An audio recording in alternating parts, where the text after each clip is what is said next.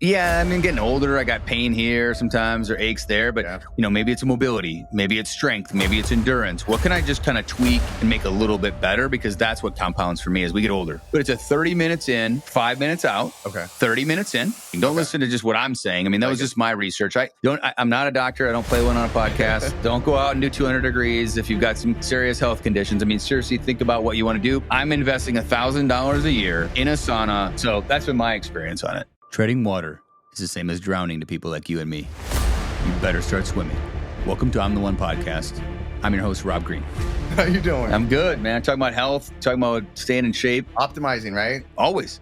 I feel like so many people, I go get a massage regularly. I go usually once a week. And sometimes I go to see this woman, Jacqueline, I don't see very often. And she'll be like, hey, what, she doesn't ask me this anymore, but she used to ask me, what hurts or what do we want to work on? And I said, nothing. I'm here to optimize.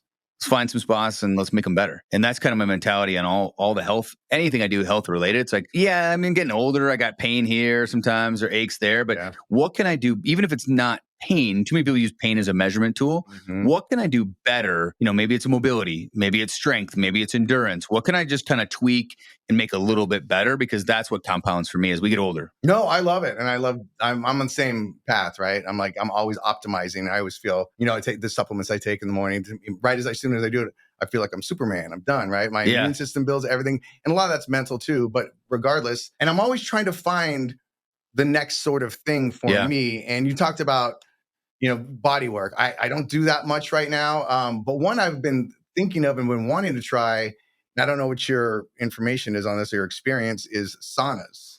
Yeah. So I went down this path earlier this year where a friend of mine, Nate, had sold me on the idea of doing cold plunges, getting involved. Went to a local place, Unify, and said, she has a room where she's got the sauna and the cold plunge. So you do a typical contrast protocol, right? So it's 20 in the sauna, rinse, 2 minutes in the cold plunge, 20 in the sauna, rinse, 2 minutes in the cold plunge. So that's how I got introduced kind of to that combination. Okay. And that was the first time I really ever cold plunged. I think I went 3 times, came back to the office, and I was like, I'm buying it. No, you got I'm buying it. Did you do saunas before that, though? No. I mean, I did a little bit, but that really sold me on the idea of a sauna. Plus, listening to Huberman talking about the growth hormone protocol. Yeah. One of the local guys plays for the Arizona Cardinals, and then I have a PT we go see. So I was talking to him, and he's like, "Oh yeah, I do the Huberman protocol," and I'm like, "The one on the weekends?" And he's like, "Yeah, I do the." So I don't know if you've heard about this. No, go ahead. I'm sure I have. I listen to him all the time. Huberman, he broke it all down, and it sounds brutal, and it is brutal, just to be clear. But it's 30 minutes at 185 degrees Fahrenheit. Or above. How hot is that? Like, because I'm not used to that. Like, what's a normal sauna? So, and this will go back to the next thing about whether you want an infrared sauna or traditional sauna. But infrared sauna, you're not getting to 185. So you need a traditional sauna to be able to get above 185. But it's a 30 minutes in, 5 minutes out. Okay. 30 minutes in. Now, and then you're done that's the morning session. Okay. Afternoon, 30 minutes in, 5 minutes out, 30 minutes in. So it's 2 hours at 185 plus. And the challenge with it is that, according to the research that Huberman shared, you have to not do sauna regularly. This is like a once a week thing. Oh, gotcha. Because otherwise you become, I think there's some heat shock proteins and you become adapted to it. Makes sense. So you're adapted to the heat. So you actually need to be able to do it once a week. And so I've done it a couple of times, like on a Saturday or a Sunday. And it is brutal. I mean, it's rough because you're drinking water, you're hydrating ahead of time. I was going to say. Live in Arizona where it's already hot. But I've played around with that a little bit. But I actually like doing the contrast protocol. So first of all, the decision I had to make was I'm buying a cold plunge, I'm buying a sauna. I did a ton of research around saunas. And I said, well, what am I going to use? Am I going to get an infrared sauna or am I going to get a traditional? It seems to me there's a lot more research around the traditional sauna, your traditional Finnish sauna. And then there's some research around infrared. What I found to be the case is that a lot of the infrared sauna manufacturers say similar things, but they kind of bang on each other. Like, oh, this is a ceramic heater. This is a carbon heater. And it was honestly pretty confusing as a consumer. Yeah. And none of it was a clear, obvious, you should get this kind of heater. You should get this kind of infrared. Infrareds heat up slower in my experience. So it's not as hot as fast. Okay. It doesn't get as hot in there as I like. I really like the contrast idea a lot. So for me, it was an easy decision. I went with a traditional sauna. It's a 2.5 person. So we created a room off the garage. We emptied it out. It was a storage room. Put that in, got that delivered in May. It's got the LED lighting in it and that kind of stuff. It's got an Wi-Fi, so we can set it up. It'll turn up to 190, Oh, nice. and then be all heat up. It takes about 20 minutes, maybe 25 minutes to be fully hot and ready to go. Like you have to cool it down. Yeah, and you don't have to turn it on in the summer. You just walk out to it. It's 190, and there's what it feels like. But because it's got the heater, the Harvia heater, and then the stones, you can still be used as a steam sauna. So you can still pour some steam, and then obviously, if you haven't used a sauna, the steam sauna at the same temperature feels a heck of a lot hotter because of the humidity in there. Yep. So my wife will like the humidity. I don't care for it as much. I mean, steam once in a while. Maybe if I had a cold or something. Sure. But for me, the number one thing is I like the hot sauna. Yeah. So I'll do the. You like it drier? Yeah, I like it dry. I like it dry. So I'll do the 20-minute and the 2-minute protocol. So it's right next to where I put the cold plunge. I'll jump in there for 20 minutes, 2 minutes in the cold plunge, 20 minutes in the sauna, 2 minutes on the cold plunge. That's the protocol I follow. Daily? Nope. I do the cold plunge daily. I do that maybe once, twice, maybe 3 times a week. Oh, okay. And then the other, like when you feel like it, or more of a weekend, more of a time commitment. Gotcha. I think I've said this before. I mean, we even talked about it before. I think the cold plunge ROI wise, from a time investment, return on your investment of time, is by far the best because it's 2 minutes. I did 43 degrees at 2 minutes. It's super fast. Yeah. I get so much value out of it for 2 minutes. That's more of a shock, right? It's definitely a shock. But that sauna, I mean, it's a 20 minutes here plus 2. Yeah. That's a 45-minute protocol. Yeah. Maybe I could incorporate every day. I'm not sure I'd get the same benefits. I think a lot of the researchers, 3 to 4 times a week is really the true benefits from a sauna. Yeah, I'm just thinking to myself, because I'm a meditator, love meditation. I'm just thinking that would be a perfect time for me to get into my meditative state. And using that, instead of like, oh, it's just going to take 20 minutes, I go, I'm just going to optimize and put them both together, right? Yeah, I like to optimize. I typically read in the sauna, so I'll bring a book. Perfect. Sweat all over the book. Yeah. Do you read or do you listen? Or do you I read. Both? Oh, you do? I'm a visual learner, so for me, I'm much better at reading. I can retain better. If I listen, I can retain some. Yeah. But if I see it, I can remember almost everything I read. Gotcha. So for me, it's just the hard part is I'm bringing a physical book into I was going to say 190-degree sauna where I'm sweating a little bit. And you're like, comes out, it's all crinkled. Yeah, there's some books I've destroyed, a few books in there as I've read through them. But how big is you said it was like a 2 or 3 person? Yeah, so it's plenty of room for 2 people to sit in and easily sit next to each other, and then the heater's off to the side. So it does have a big heater inside of it that generates the heat. Okay. How do you feel afterwards? I feel great. I bring water. I make sure I'm hydrated. I mean, the basic stuff that everybody should acknowledge. The other thing I use the sauna for is help sleep. So that I do more often, where I'll pop in there for 10 or 15 minutes. Maybe at night, about a half hour before I go to bed. So I'll go in there, heat up a little bit, and then go take a nice shower, obviously clean up. And then I use an 8 sleep. I sleep with an 8 sleep. Yeah. So those of you that don't know 8 sleep, best investment I've ever made, probably financially. I've tried them all. We could talk about that too on sleeping. I started with a bed jet, which is just air induction blowing underneath the covers. Yeah. It's fine. Yeah. Then I went to Chili Pad Uller, used that to cool. Just my wife was not as enthusiastic about it, so I just bought a half side of a king bed. I used the Uller, that was fine. Then I bought an 8 sleep maybe a year and a half ago. 8 sleep's got the fully integrated, wraps all around the mattress. And then it also has the app, so you can check heart rate variance. Yeah. You check heart rate. It's got a sleep score. I got my Aura ring. I've done the Aura ring. Yeah. I'm not wearing it today. No, I love it. But the 8 sleep gives me a quality and a feedback score of how I'm doing on my sleep.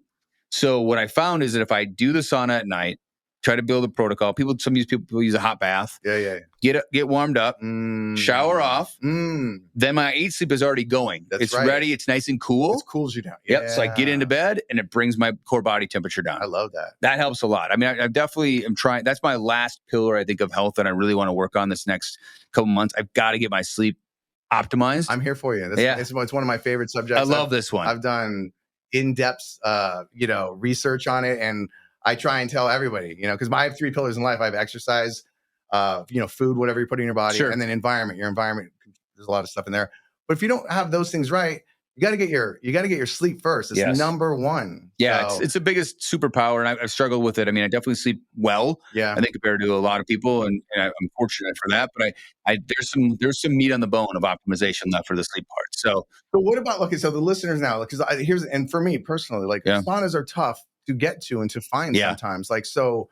because I've been wanting to do this, I'm not going to go buy one. I don't have the funds or whatever, or the room or the resources. I'm sure there's gyms, obviously, I can go to and do that. What would your suggestion be? I think go try it first. And that's a great idea. Before you buy anything, don't listen to just what I'm saying. I mean, that was just my research. A lot of the sauna companies that were infrared, even the hottest they can go is like 160, 165. Now, for some people, that might be hot enough. But I was just based off the research I'd heard and listening to experts on it. I wanted the ability to go higher. I think mine goes like 210 or something. I mean, it goes 190 is hot enough for me right now. But I was gonna say. Maybe I'll need a little more heat. But go try it. And I went to this local gym called Unify that had both in the room. I think it's a great place just to test and see before you make a commitment to, buy something. And I mean, we have a storage room off of our garage.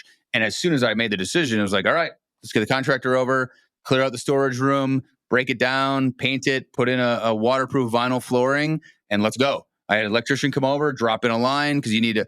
That's the other thing about a sauna.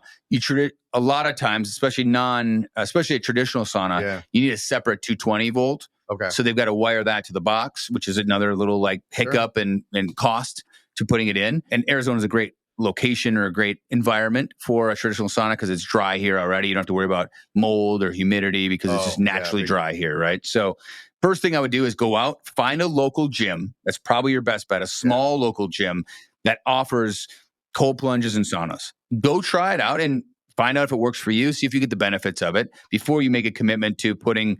I know one of my buddies got one in his bedroom. Like he's got a little nook in his bedroom. Nice. Puts a nice little infrared sauna in there. Rolls out of bed. He drops right. It's like a lay down sauna. Yeah, he pops right in. So I mean, it all depends on what the room you've got for it, the investment you're willing to make in it. This is one trick I use kind of when I think about investments. And I do think about it as an investment as opposed to an expense, right? We all spend money on things we probably don't need or don't really benefit us in life, right? And so it's like when I think about, I think the sauna, I've always maybe $7,000 or something, somewhere around that range. So let's say it was $7,000. How many years am I going to get out of the sauna? And let's say I get 7 years out of it. I'm investing $1,000 a year in a sauna that will hopefully add some optimization to my sleep, to the way I feel. Am I willing to invest $1,000 a year into my health in that regard? For me, it's a no-brainer. Yeah, absolutely, 100%. Because that equals productivity, right? It's a better life. Exactly. So I'm trying to. You talked about optimization earlier. All I'm trying to do is optimize every little aspect of my life. Yeah. So then, everyone looks for I think a lot of people look for the one thing. The one big easy button. I want the pill, and it's over. The easy button of the old Staples easy button where you hit it and you're like, bam, that's it. And what I've learned, and I used to be like that. I think I always wanted that secret. What's the secret? Right. There is no real secret. It's the same stuff over and over again that everybody knows how to do, but you stack them all together, and it's these little things, and you compound across time and across different habits, and then you look at it and go, okay, well, now I'm doing cold plunge. For me, working out consistently, I'm eating healthy. I'm doing, the sauna, and you optimize each level. And then you wake up with energy and you feel great and you're more productive and then you can make more money and you can invest in your family and do all the things that you want to do. And so I think that's the framework I like a lot. And then we've had this, my wife and I've had this forever. We have an unlimited budget for health and education. Love it. For ourselves and for our kids. So even when my kids were really small, you want books? We have an unlimited budget for books. You're going to read them. Yeah. You want health? Unlimited budget for health. That's been my mentality ever since, I'd say, probably since the kids were born, maybe 14 years ago. I love it. So that's my mentality on it. But I think sauna is really, really interesting. Yeah. To me, again, it's a bigger upfront cost than a cold plunge. I mean, you can go cold plunge for super cheap. You can use your bathtub with a chiller. Real quick, I also think when you're talking about optimization and doing the step-by-step, also everybody is unique and everybody is different. So when you say go try it, go try it. Don't just try it once. Try it 2 or 3 times. You got to get a feel. Yeah. And if it works for you and really pay attention to yourself, that's when you're going to know. And if it doesn't, then that's fine, right? Yeah. Or if you're not getting it. So and some people might have health conditions and they can't go do saunas. 100%. And so you have to be careful with what you're doing. I mean, don't. I'm not a doctor. I don't play one on a podcast. Don't go out and do 200 degrees if you've got some serious health conditions. I mean, seriously, think about what you want to do. But on that suggestion that you just made about see how you feel, I recommend people just write it down. It's almost impossible to remember. How did I feel last Tuesday at noon? Oh, I love this, by the way. Write it down. Be accountable. Get a journal. Write down, how did I feel before? How did I feel after? Yep. Do it again. Get a feedback loop created so you can actually measure it. And even perception is difficult. Like I feel like an 8. Like yesterday I felt like a 7 or a 6.5, maybe. Today I feel like a 9. I feel more like my normal self. Yeah. So be able to keep track on how you feel will give you that confidence, I think, to make the investment. But the best thing anyone can do is go find a small gym today. Yeah. Go check out a sauna, check out a cold plunge, try it, see if it's a good fit for you, and see if you get any benefits out of it. And if you don't get any benefits out of it, like I said, don't do it.